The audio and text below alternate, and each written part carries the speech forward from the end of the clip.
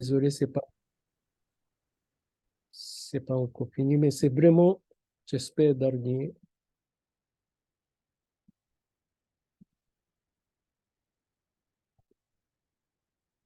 Donc, on tape toujours le katsudon. J'ai mangé le katsudon, bon, il y a 2 jours à lieu Saint-Pain. Et j'étais très content parce que je n'ai pas mangé le katsudon depuis très longtemps. Oh non, depuis bon, au moins plus d'1 an que je n'ai pas mangé. Et Cécile, c'est ça qu'on avait fait, le katsudon?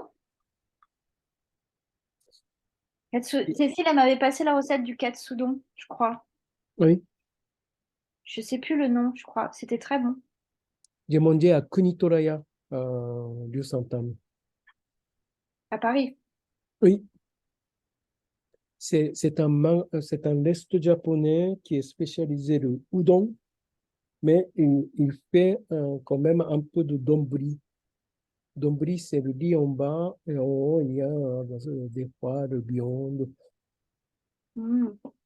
Donc, j'ai trouvé que bah, le Kunitorea, c'est vraiment réputé comme à son niveau. C'est Mais quoi le nom? avant, pardon, Le nom du restaurant, c'est quoi? Kunitoraya, Kunitoraya, lieu sympa. Mais avant, on voudrait rentrer de l'autre resto qui s'appelle Kodawari Ramen. Et on est allé vers le 19h30 et ils ont dit le 12 heures d'attente. C'est pas le restaurant cher, c'est le restaurant, bon, on peut dire m- moins cher. Mais comme son intérieur, c'est vraiment spécial parce il imite son décor intérieur comme un landis, mais poisson au Japon. Ce qu'on dit le tsukiji, c'est le marché de poissons à Tokyo. Il essaye d'imiter le décor intérieur. Donc, du coup, c'est vraiment, je ne dis pas de tendance, mais c'est assez connu en ce moment, l'Est japonais à Paris.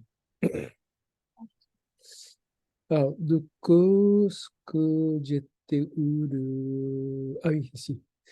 Alors, donc, problème de l'épaule et le nuque. Je partage l'écran maintenant? Ah oui, ok. Donc, j'ai Je trop partage. parlé de Tu partages plus. oui. Donc, Katsudon n'est pas vraiment le sujet d'aujourd'hui, mais notre mot de passe. Alors, problème de nuque et l'épaule de nuque. Donc, je vous présente un peu le point de vue de comment on voit. Touché, il n'y a pas d'écran. Oui, très bien.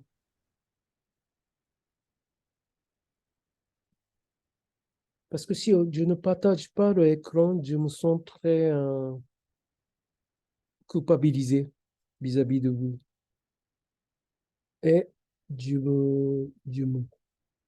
pense que je suis tellement bête de oublier chaque fois.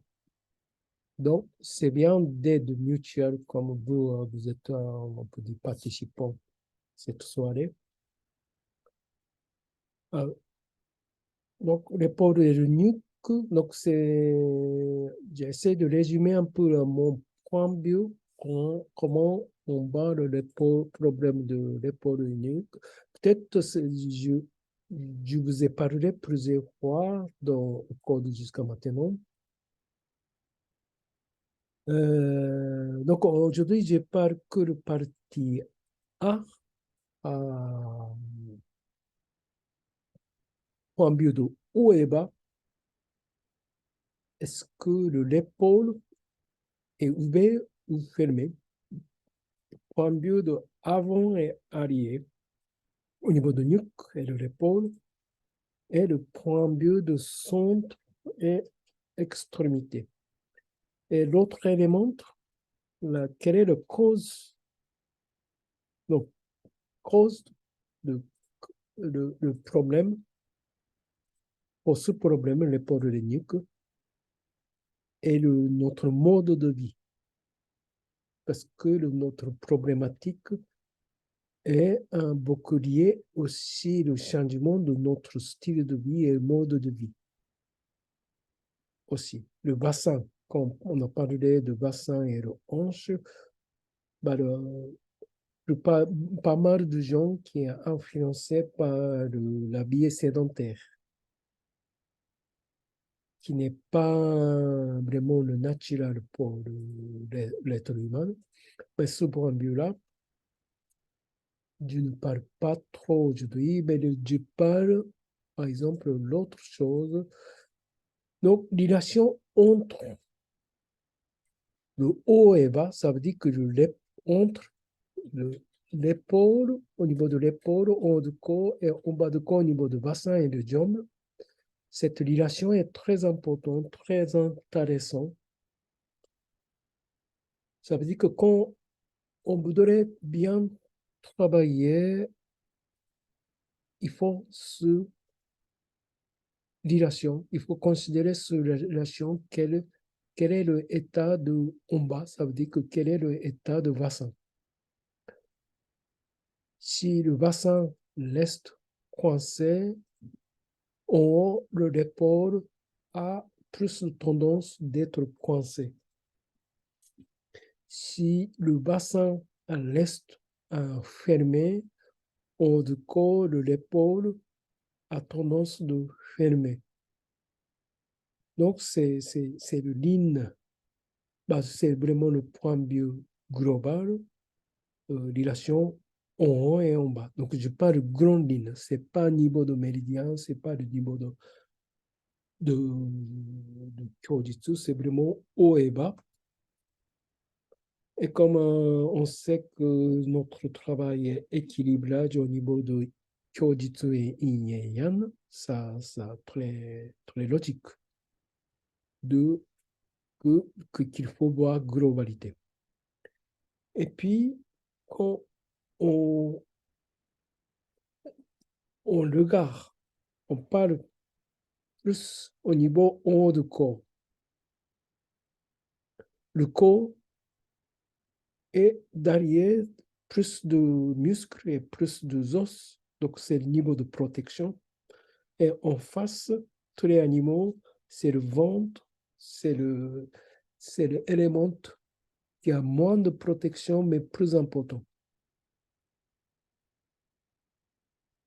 Donc, quand on est plus protégé vis-à-vis de éléments attaquants, stimulants, très forts par l'extérieur, l'être vivant doit protéger l'extérieur de plus en plus dur et le corps devient de plus en plus fermé.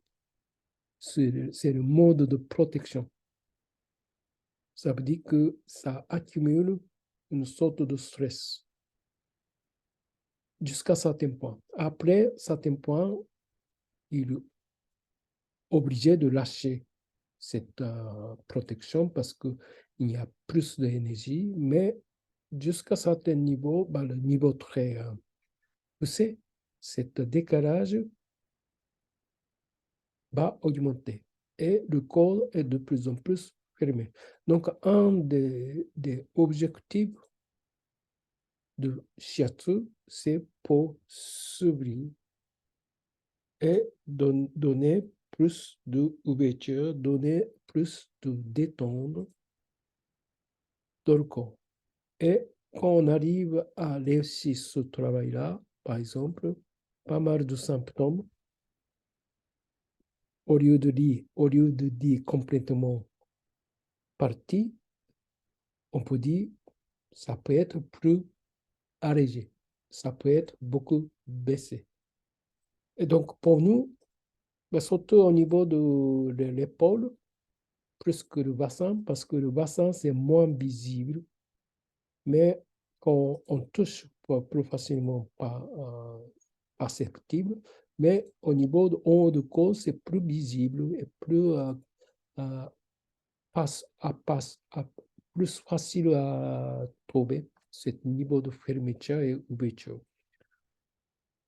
Donc c'est le ouverture, c'est notre fil conducteur thérapeutique pour ce problème de l'épaule et du nuque. Et puis, ce qu'on a parlé tout à l'heure, au bout du doigt est lié toujours avec le sabot. Par exemple, il y a en Asie, je crois que le Chine aussi, au Japon aussi, il y a toutes les cultures traditionnelles, il y a le jeu de extrémité du doigt pour personnes âgées.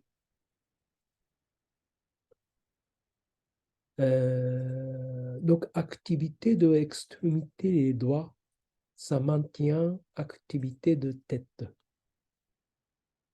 Et aussi, ce que j'ai parlé, le méridien qui passe extérieur, à partir des doigts, le bras, avant-bras, le bras, l'épaule, le cou, nuque. Donc, énergétiquement, ça peut être confirmé, cette relation, tous les bras, l'épaule, nuque, la tête. Donc, ça veut dire que quand on voudrait notre focus, par exemple, l'épaule ou bien le nuque, on ne peut pas ignorer de travailler l'épaule et on ne peut pas ignorer de travailler sur le bras et on ne peut pas ignorer de travailler le poignet et on ne peut pas ignorer le travail de toutes les articulations, les doigts. Ça veut dire que tout ce une package de travail pour nous, autant que la thérapie, qu'on reste longtemps avec le patient.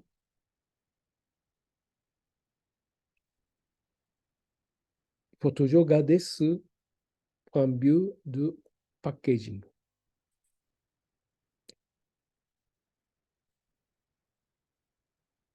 Donc, pour ce point de vue-là, par exemple, quelque chose qui est ce point de vue-là, par exemple, au niveau de l'articulation, la nuque, l'épaule, coude, poignet, jusqu'à les doigts.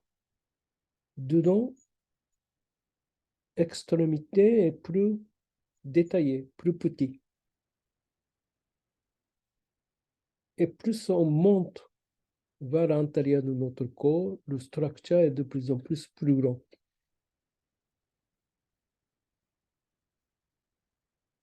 Donc, articulation des doigts, c'est plus petit. Poignet est plus grand, mais poignet est plus petit que le coude. Coude est plus petit que l'épaule. Donc, pour nous, comme en thérapie manuelle qui fait avec les doigts et les mains, plus petit est plus facile de mobiliser et manipuler. Mais qu'il faut faire plus de nombre.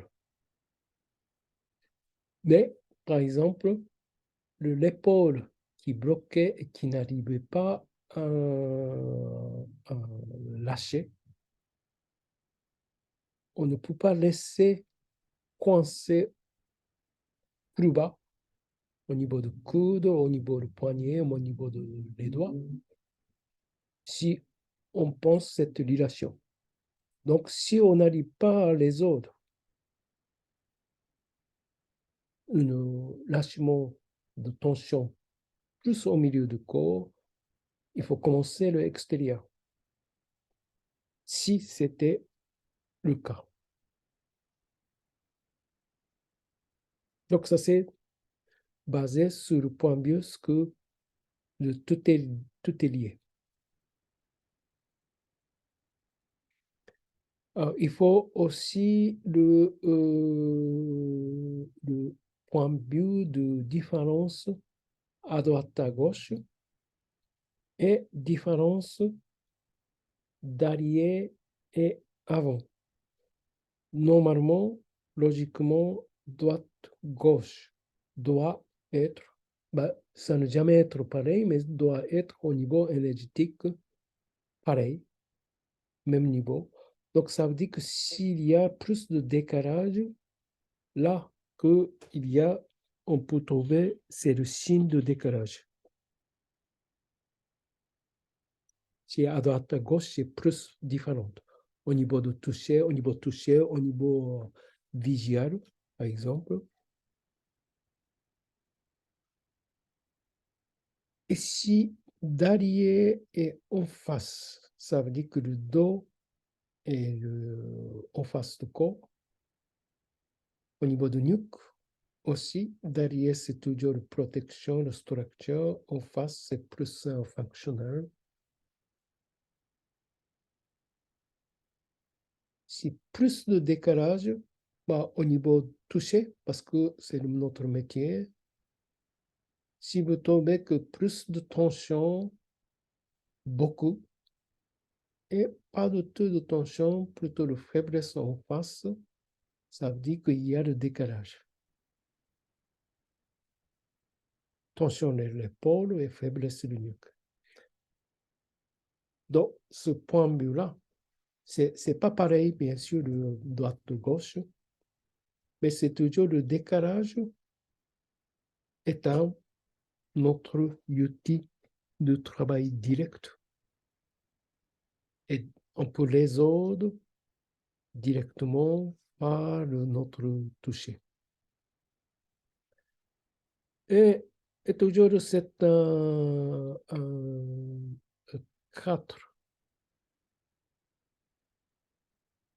quatre diagnostics orientaux qui doivent associer par le point de vue de Yin et Yang. Et aussi le corps. Donc, ça, c'est l'élément sous le bras. Si le bras est plus tordu, tourné, on peut avoir plus de problèmes psychologiques.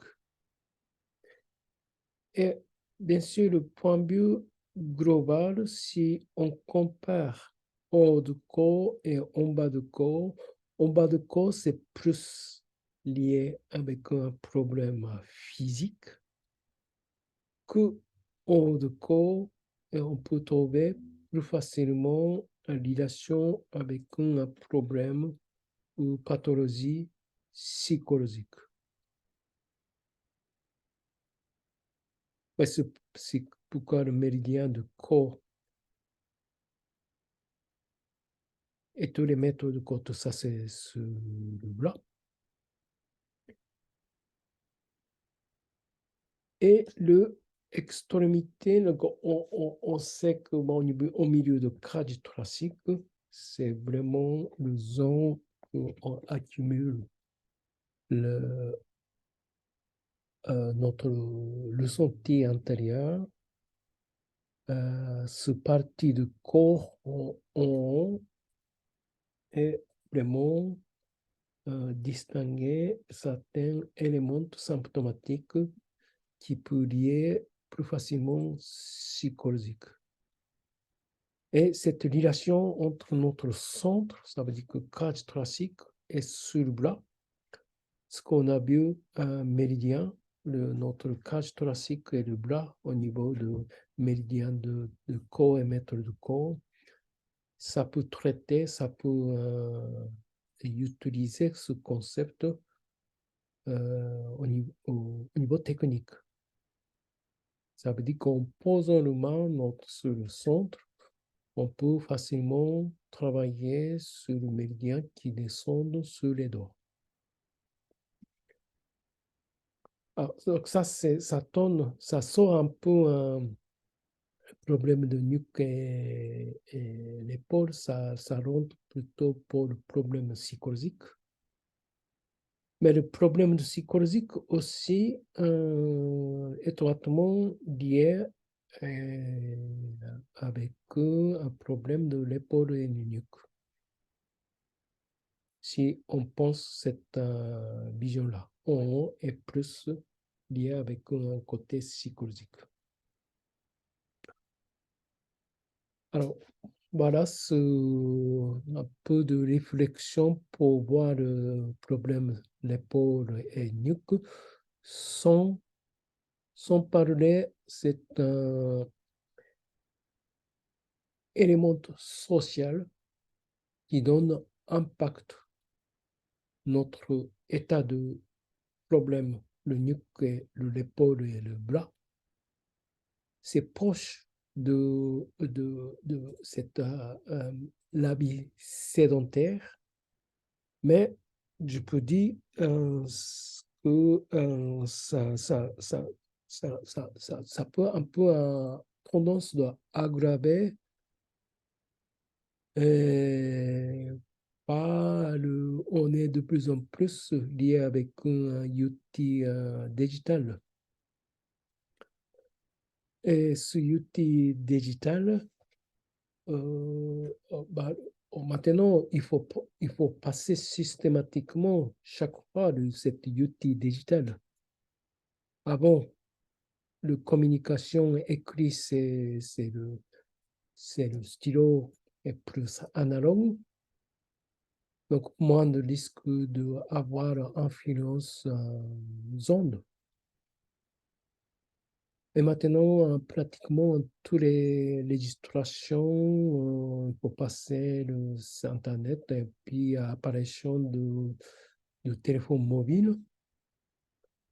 Je vois de plus en plus. Avant, c'était que dans le métro, mais maintenant, je commence à voir de plus en plus dans le lieu, les gens marchant, ils travaillent avec, bah, c'est pas le travail, mais ils regardent le smartphone, ils communiquent en marchant.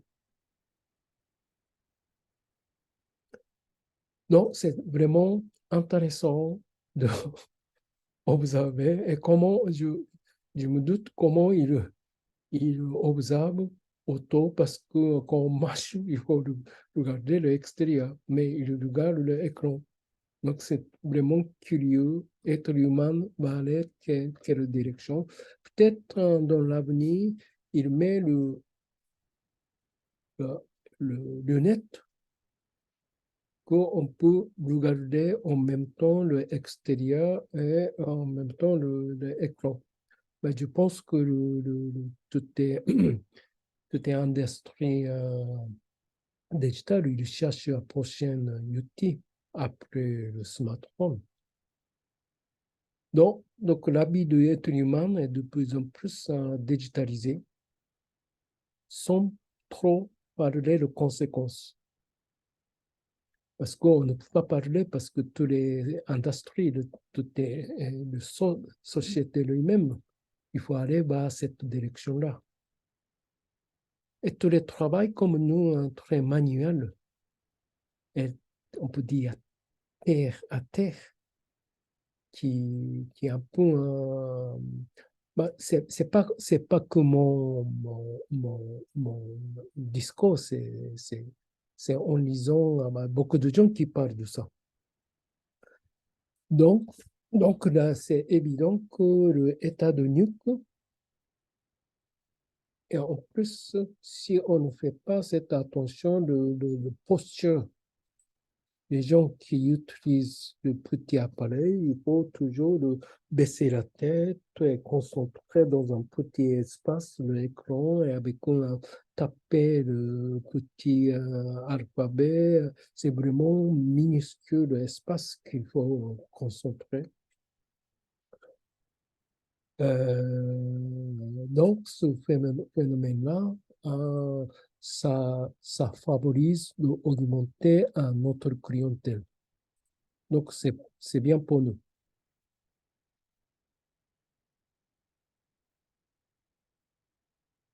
Mais c'est bien d'être intéressé comment les gens passent la vie.